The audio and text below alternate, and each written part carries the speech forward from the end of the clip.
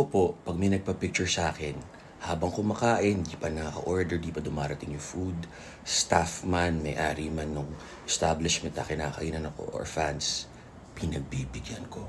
After ko kumain, pinagbibigyan ko kahit walang discount, walang libre, walang ex-deal. Hindi ko na po control kung ipopost nila, kakaption nila pagmumukhang endorser ko, pagmumukha akong kawawa o katawa-tawa o nilalait o pinapahiya. Hindi ko control. Pero bilang artista, nung lumaki ako, pag may nagpa-picture na fan, kilala nyo yan. Kung nakita nyo na ako, lahat kayo pinagbibigyan ko. Out of my way, kahit mahaba yung pila, pagod na pagod ako.